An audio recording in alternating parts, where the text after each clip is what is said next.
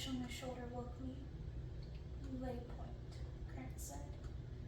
I sat up and saw the break in the ley line up ahead, where the view of the normal world grew distorted.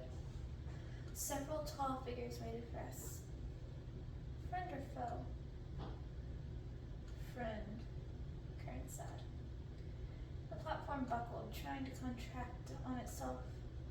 The board creaked taut under the strain and grew slick as the damp wood expelled the moisture. The line quaked with a spasmodic jolt.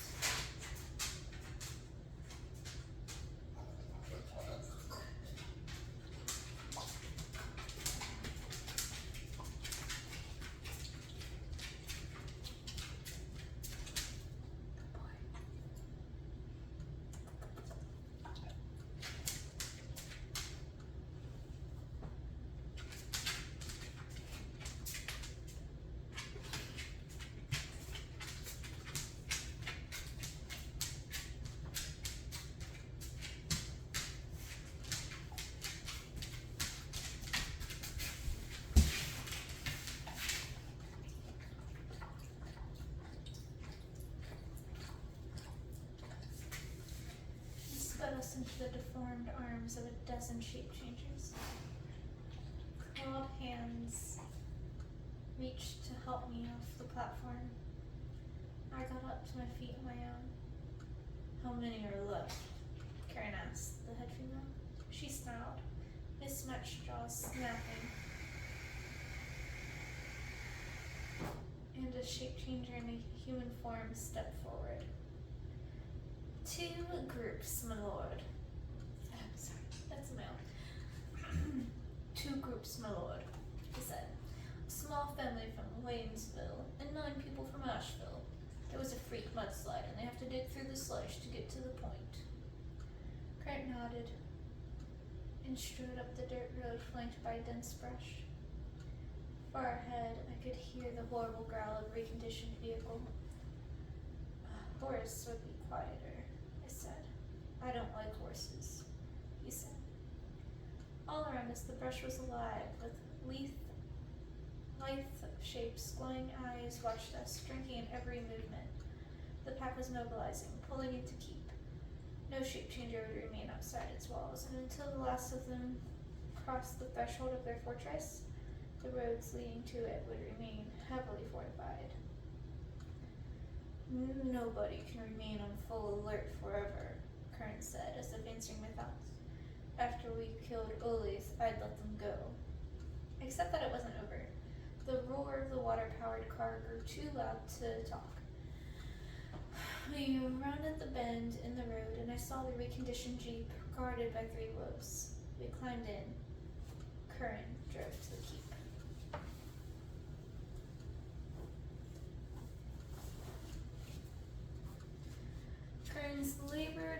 Corwin's labored breathing echoed across the pack's infirmary. Like the toll of a morning bell, his misshapen face looked haggard, gray skin sagging from a bone. His feverish eyes fastened on me. The wood is cold, he whispered. I touched his hand and wicked claws shot out, tearing my skin. A good hunt, the lynx bear said. He doesn't know who you are, Doolittle said over my shoulder. Gently, I freed my hand and patted the furry throat. It won't be long now, Doolittle said. I hurt, Corwin rasped. I looked at Doolittle, but he shook his head. There's nothing I can give him to stop that kind of pain. He was impaled on a broken lamppost when we found him, Karen said. Corwin jerked upward, massive hands gripped my shoulders and green eyes blazed, suddenly lucid. I'm dying, he rasped. Yes, I said, while Doolittle said no at the same time. The cat clung to me. You never came to the wood, he said. No, I held him gently, his chest shuddered, raked by pain. I never did. Too bad, the cat whispered. He sagged in my arms, and I lowered him to the pillow. He trembled. A bloody waterfall drenched the sheets, leaving a lynx among the tangle of bandages. His fur was matted and bloody. Shit, Doolittle spat, shoving me aside. I backed away from the bed as he feverishly grabbed for a syringe. Curran took me by the shoulders and turned me toward the bed at the opposite wall. There is someone I need you to ID for me. I looked at the bed and saw a man lying on his back.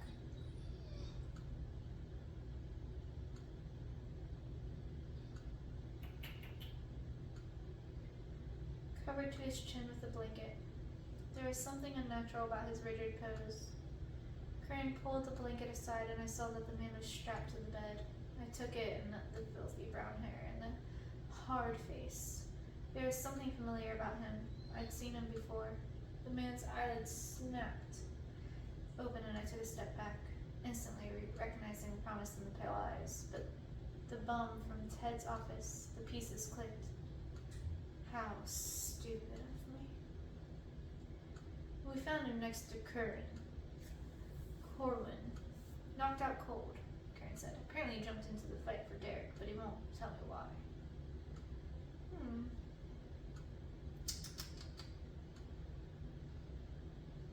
Untie him, I said. Curran looked at me. He has trouble controlling himself. Untie him, I repeated. You shouldn't keep a crusader of the order tied up in your infirmary, Curran. A tortured noise came from Curran's bed. The hoarse, painful yelling of an animal in agony. For a moment, Curran looked like he would pound his fist into the wall. But the slip lasted a mere breath, and the calm expression reasserted itself on his face. Get him to behave, Curran said, and I'll untie him. Sat down on the edge of the bed, the crusader's gaze had a touch of insanity to it. All crusaders were crazy. It was in their job description. If at this moment he broke free of his restraints, he would try to kill everyone in the room. I know who the pair is, I told the crusader. I know what he wants. Crusader's eyes fixed on me. Once he looked at you, really looked you in the eyes, you started to sweat. Your muscles tensed and you knew you had only two options, fight or flight. He wasn't giving me his hard stare now. He was listening. The pair can't stay away, I said. Soon, he'll come here, and then I'll fight him. I pointed to Curran. So will he. While Curran and I are fighting and bleeding, a man will be lying here, tied to a bed, because he is too stubborn to compromise. Crusader spoke. They took my weapons. Curran nodded. He can have them back if he promises not to assault my people, and to stay and keep. I can't have him running around fucking shit up right now. He cooperates or he stays tied to the bed. Looked to the crusader. The madness flared in his eyes and died. Agreed, he said. I took a knife from my belt and sawed through the restraints, securing his arms. The crusader sat up, rubbing his wrists. I offered him the knife and he cut the bonds on his ankles. What's your name? I asked. Nick, he said. He wore the pack's trademark sweats and smelled clean. I looked at Curran. Did you force him to bathe? We dipped him, Curran said. He had lice. My weapons, Nick said. Curran motioned us to follow, and we did. He led us out of the room to the hallway, down the corridor, into the small room. I have to go, he told me, his hand on the door handle. He turned to Nick, and the two men walked stairs, sizing each other up. Stay put, Curran said. He will, I told him. Crusaders are insane, but they were still the knights of the order. Their word was binding. Curran opened the door for us and walked away. While we entered the room, a lone bed flanked the wall next to the small dresser and a desk cluttered with metal. The place didn't look live, and no personal items on the furniture, no loose clothes. A heavy punching bag hung from the ceiling, and I wondered if that was standard equipment for Keep's room. Nick went to the desk, while I sat on the bed. He had been loaded for bear when the shapechangers took him. A dozen shark teeth gleamed to the table next to a 9mm Sig Sauer, a .22, a shotgun, several clips, and boxes of assorted ammo. A long chain lay coiled by the shotgun. Silver, judging by the color of its metal, a short gladius-shaped sword lay on the side, flanked by several sharp dirks, and a crescent-shaped serrated blade designed to slice the throat. A tangle of cord and wooden parts occupied the corner of the desk, a garret. There was a utility belt, 2 leather bracers designed to hold the sharp teeth, a back sheath, an arc kit, and bandages. Nick stripped to the waist, displaying a hard, scarred torso. His left shoulder was bandaged. He pulled the bandages off, exposing a raw, jagged wound, and slapped the archet onto it. Taking a fresh roll of gauze from the table, he began to dress the shoulder.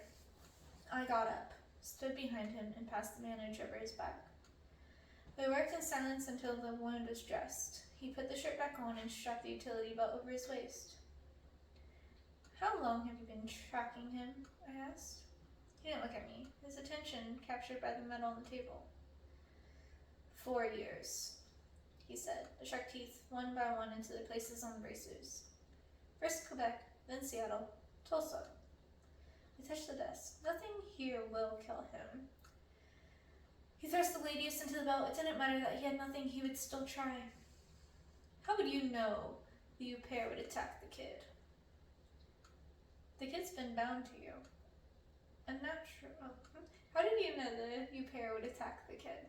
The pair's been bound to you, a natural target. I'm a better target. No, he wants you alive. It's a breed. He stepped toward me and touched my arm. Pale luminescence shimmered on his fingertips and vanished. Power draws him like a moth to a flame. He didn't need demonstrations of power. He could tell by touch. I tried to remember if he had touched me back in Ted's office. We brushed against each other. You took responsibility for the kid, he said. You let him be taken. He was right. Coming from a man who let himself be captured by the pack and trapped to a bed that doesn't carry much weight? Tell you what, come back to me with the pair's head and then you can judge me. He stared at me for a moment, his face blanked and said in his grating voice, Fair enough. We moved at the same time and I stared into the barrel of his 6-hour while Slayer's tip pressed against his jugular. I wasn't sure how I knew he'd move. The door opened slowly. Someone stepped into the room and halted. Neither of us was willing to look away.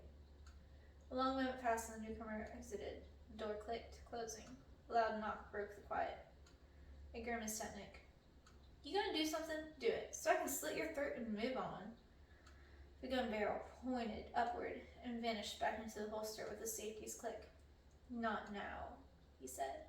Sid Slayer back into the sheath. The knocking persisted. Come in, I said. The door opened, revealing a female shapechanger. She turned to me. Curran wants you, she said. The woman led me to the council room in the back of the auditorium and held the door, motioning us to enter. I stepped inside and saw a dead girl on the floor. She lay on her side, her legs spread obscenely, her arms stretched forward, and moisture stained her torn t-shirt. A tiny heart on a long gold chain, the kind a teenage girl might buy for herself, spilled through shredded fabric to rest on the ground. Long scratches scarred the wooden floor, where her claws had scraped the boards. She must have changed shape before she died. Her head stuck out at an unnatural angle, blind blue eyes staring at the ceiling. She looked young, frighteningly young, 14 at the most. Someone had broken her neck, quickly, cleanly, in a single devastating jerk. Curran was looking at her corpse from the gloom. Mahon sat at the wall, rubbing his forehead. There was a white piece of paper in her hand. The pair sent a phone number, Curran said. Mahon put his hand over his face. A scene played itself before my eyes. The girl lunging forward, blue eyes insane at the pair's thoughts, changing into a snarling beast in mid-leap. Mahon stepping forward, huge arms grabbing her, snapping fragile bones on the instinct before the brain reacted. The girl changing back and falling to the floor. I didn't ask where on her body they found the note. Are you going to call him? I asked. Yes. Suggestions? Curran asked. He loses his temper when things slip from his control, I said. Anything's with his dick. It wasn't much. Curran picked up the speakerphone and dialed the number. The long tone surrounded through the room once, twice. A click announced that the phone was picked up, and Bono's voice said, I see you've got my message. I got it, Curran said. Did you kill the little girl, Cat? Is she lying on the floor someplace? Are you looking at her now, wondering if she would have been good to fuck? I can help you with that. She was sweet, clumsy, and dumb, but sweet. A bit dry, too, but she bled a lot, so that evened things out. Curran's face was relaxed, almost tranquil. Is your girlfriend with you? Bono asked. He was babbling, excited as if high on something. The tall, dark-haired one with sharp eyes. I looked for her, but she was gone, so I took the human blonde you had before. I'm going to have her for lunch tomorrow. The trick with fresh meat is to soften it someplace warm. But then you eat your meat raw, so educating you on subtleties of cooking is a waste of time. My children are getting your girl ready to fillet. Would you like to hear her scream? There was the sound of a door swinging open and a woman's voice cut through. Please, no, she begged in sheer panic. Please, please, please. Me. It should have been me. There was nothing I could do but listen. Karen's face was still calm. He picked up a chair and bent its metal legs into twisted curves. Suddenly the woman choked, reaching a new intensity of terror. and broke into sobs, loud, heart-wrenching cries. Her desperation filled the room. She had no hope. She knew she was dying. She knew that there would be no escape. She screamed sharply once, twice, and fell silent. Bono's voice snarled, "Idiot!" and Eric's unforgettable, inhuman whimper emanated from the phone. "He punctured an artery!" Bono's voice returned. "It's so simple. Cut the stomach and pull out the intestines. But no, he manages to get his claws into an artery. Now I'll need to wash the innards. I'll have to kill him after all." The whimpering receded, moving farther from the phone. "So tell me," Bono said, "did she sound like that when you fucked her? She would have screamed for me. She only sobbed. A real disappointment, that one. Are you there, half-breed?" "I'm here, and I too have something for you to hear." "I'm here, and I too have something for you to hear. Say hello, Kate."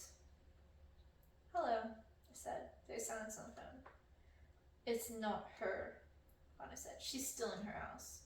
"How's the neck?" I asked. "Still spitting up glass?" "She is here," Karen said, "with me. Tonight, while you're waiting for your corpse to get soft, think of me and her. Think of her begging me for it." "I'll get her in the end." Bono's voice was taut with strain. Karen made a loud sigh. "What is it with you about my sloppy seconds?" Bono slammed the phone. I turned and left the room. I wandered the hallways until I found the room where the crusader and I almost had our little showdown. Nick was gone. I hoped he had enough sense to stay in the compound. Pissing Karen off right now was pure suicide. I closed the door and went to the window. It was raining. How ironic. The gray sky spewed gray water onto the dull grass far below. The grayness from the outside seeped into the room, leaching the color from the sparse furnishing. The brilliant green, vivid with fresh color. Strange how something so colorless and drab could rejuvenate the world. There was a pair of gray sweats and nothing else in the small dresser by the bed. I placed layers sheath onto a Spartan blue blanket, stripped and put on the sweats. I started slow, stretching, jumping an invisible rope until warmth spread through my muscles. I cracked my neck and attacked the punching bag. I wasn't sure how much time had passed. Sweat drenched my sweatshirt and the t-shirt under it. The fabric stuck to my back. Sometime after my legs began to hurt, I heard a knock. My brain brushed the sound aside. I launched, and another kick.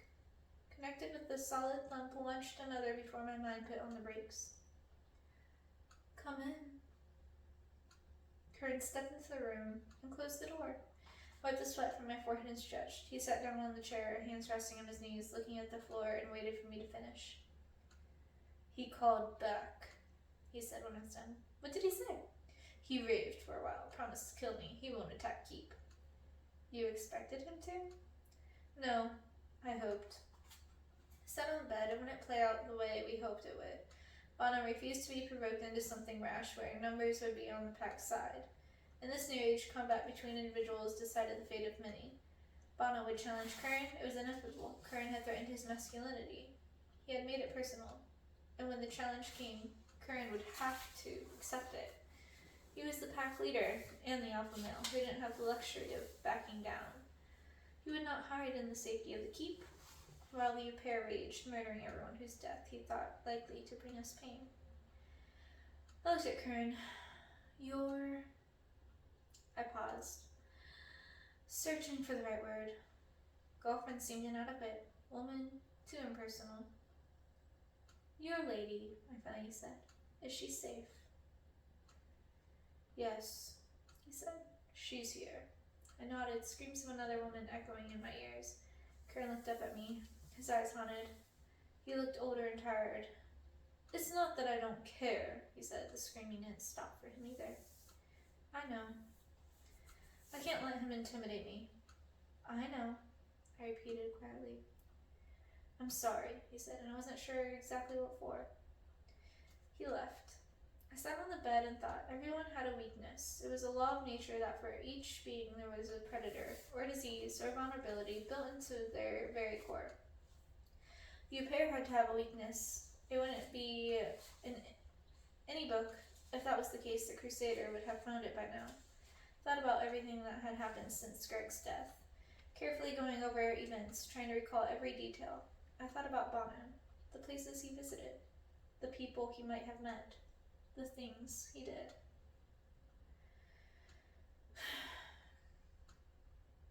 The rain pounded harder, the sweat-drenched clothes grew cold on my back. My room had no phone. I got up and went down the hall, trying different rooms until I found the one that did. I closed the door and dialed the number. Hello, said a male voice with the smoothness of someone for whom courtesy was a part of the job description. You have reached the people's inner office. How may I help you? I need to speak to Gastek. Mr. Gastek is busy at the moment. Put him on now. He didn't like what he heard in my voice. The phone clicked and Gastek came on the line against the background noise. Hello? I heard quiet voices discussing something. He wasn't alone. You had to know, I said. He was your journeyman for 2 years. I fail to understand. Don't, I snarled. There was so much fury in my voice that he fell silent. Tell me, Gastek. Tell me what you know. No, he said. I closed my eyes and tried to think clearly. I could go down there and slaughter everything in my way. I had a lot of frustration to vent, but by the time they pulled me down, the people's stable would be awash in blood. I could do that. I wanted to do it very much, but then it wouldn't solve my bigger problem. He will come back for you, I told him. He loathes you. He's committed now, and after he kills everyone he hates, he'll find you, and you'll be raising vampires for him and his brood. You'll be his short-order cook. Do you think I haven't thought of that? Gastek whispered fiercely. Then tell me what you know. Tell me. Silence answered me. A moment passed, then another. I have nothing to tell you, Gastek said. The line went dead. I fought to urge to hurl the phone against the wall. Asking the people for information is both futile and stupid, said Nick behind me. They wouldn't sell you a spare umbrella in a shitstorm. I turned. Nick's hair, pulled back from his face into a ponytail, looked 2 shades lighter. The stubble had vanished, leaving a hard but pleasant face. He crossed the room, moving like a mature martial artist, fully confident in his skill and no longer competing to prove himself, but still too young and too fit to grow a sensei punch. I could tell he was both quick and trained, armed with muscle memory that would allow him to counter a kick and a punch without pause or thought.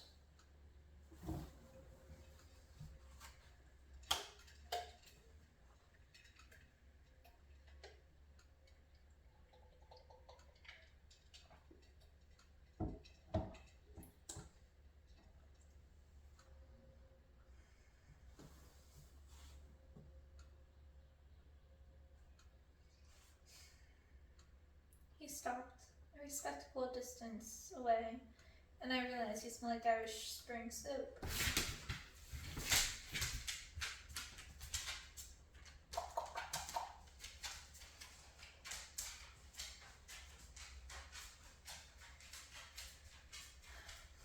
For a moment, I wasn't sure if I was looking at the same man, and then our gazes met.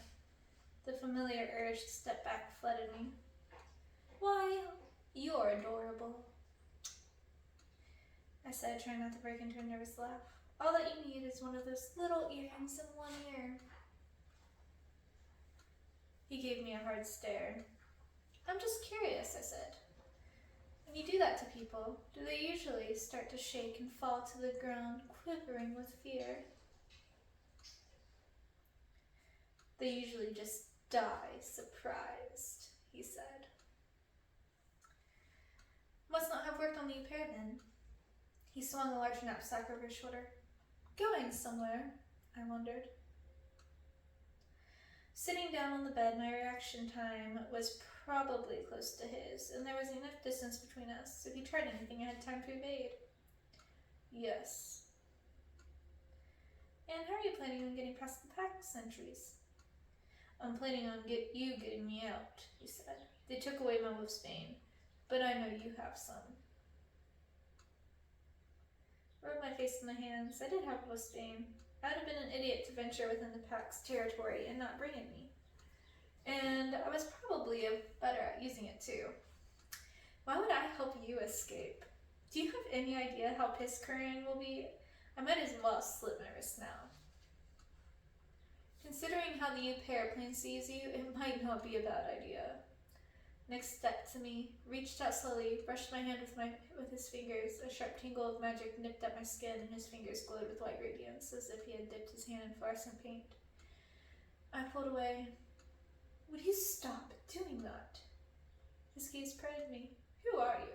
Where do you come from? Pretty sure I came from my mom and dad, I said. See, when a man puts his penis inside a woman's vagina, I know how to kill him, he interrupted. I shut up. Nick crouched next to me. Back in Washington, I tracked him down to the shrine of the Gorgon. He'd helped himself to the priestesses and slaughtered the priests, but before Archerius of the shrine died, he told me how to kill him. But I need my tools. Help me make it out of here, and I'll come back with a weapon to fight him. Why not just tell Curran? He shook his head. The Beast Lord won't listen. He's got tunnel vision. Keep the pack safe. He won't let me out. Tell me, I said. Will you help me? Tell me first, and I'll do what I can. Nick leaned forward to me. Bone of prey, he whispered.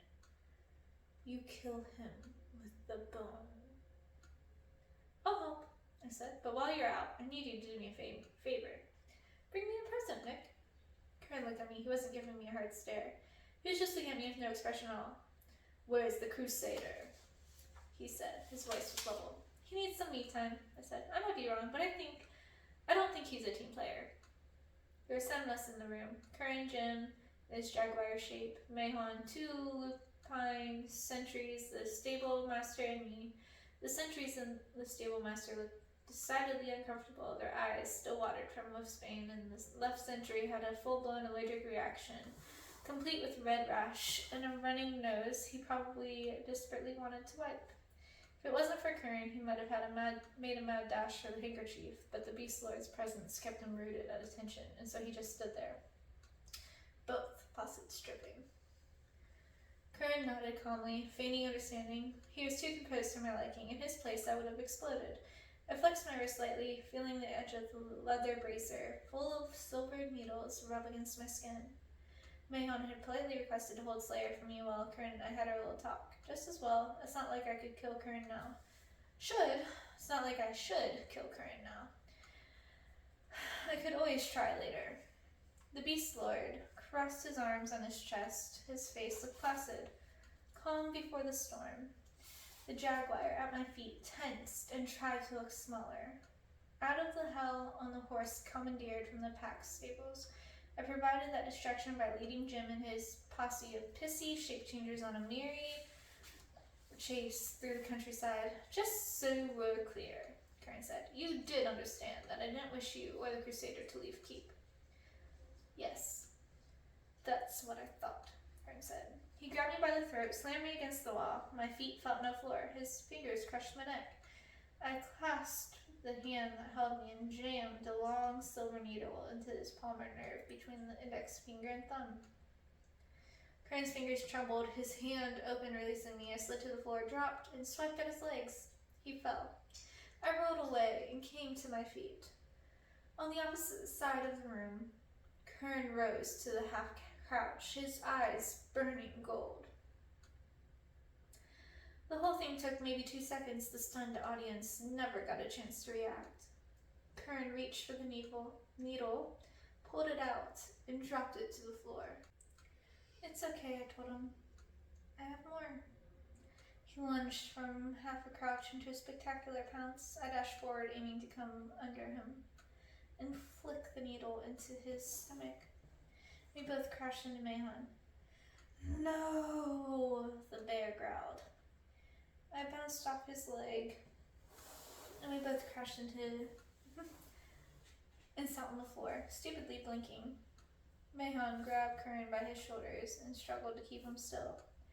Huge muscles bulged on his shoulders and arms, splitting the seams of his sleeves. Not now, Mahon grunted. His reasonable voice had no effect. Curran locked his hands on Mahon's arms. I could see the beginnings of a judo-style hold there, but Curran did not follow through. Instead, it degenerated into a brute contest of strength. Mahon's face went purple with effort. His feet slid. I got up. Mahon's arms trembled, but Curran's face had gone pale from the strain. The bear against the lion. Their arm was so thick with testosterone you could cut it with a knife. I looked at the sentries. You and Jim might want to leave, I told them. The younger lycanthrope stirred. We don't take orders from the older male. Come off. Come. They filed out the door, taking the jaguar with them. I went to the locked men and very gently took Curran's right wrist and tugged on it. Let go, Curran. Please let go. Come on. You are mad at me, not at him. Let go. Slowly the tension drained from his face. The gold fire ebbed. His fingers relaxed and the two men broke off. Mahon puffed like an exhausted plow horse. You are bad for my blood pressure, he said. I shrugged and jerked my head in Curran's direction. I'm even worse for his. You left, Curran said. You knew how fucking important it was, and you still left. Nick knows how to kill him. He needs a weapon, and you wouldn't let him out, I said. And if your prayer had caught you, Mahon said softly, what would you have done? I took a spear Nick had given me from my pocket, which showed them. The size of a walnut, it was metallic and small enough to perfectly fit into my palm of my hand. I squeezed the sides gently, and 3 spikes popped from the spear, moist with liquid. Cyanide, I explained. You can't kill him with that, Curran grimaced. It's not for him. It's for me. They stared at me. People were dying, I said. He was laughing, and all I could do was sit tight and be safe. Curran growled. You think it's easy for me? No, but you're used to it. You have experience with responsibility for people's lives. I don't. I don't want anybody else to die for me. I'm up to my knees in blood as is. I had to send 3 patrols out, Curran said, because of you. None of them died, but they could have. All because you couldn't stand to be the center of attention for a few minutes. You're an asshole. Fuck you. I started sniffing. What the hell is that stink? Oh, wait a minute. It's you. You reek. Did you dine on skunk, or is that your natural odor? That's enough, Mahon roared, startling us into silence. You're acting like children. Curran, you've missed your meditation, and you need one. Kate, there's a punching bag in your room. Make use of it. Why do I have to punch the bag while he meditates? I mumbled on the way out. Because he breaks the bags when he punches them, Mahon said. It was almost out of the room when it occurred to me that I had obeyed Mahon without question or even doubt. He had that eternal father thing about him that managed to throw me off track every time. There was no defense against it, or at least I didn't know of one. He didn't use it when he fought with Curran. I tried to figure out why, while I dutifully punched the bag. My punches were rather pathetic. The exhaustion settled in. A mere 20 minutes later, I gave up and took a shower and fell onto my bed without finding an answer.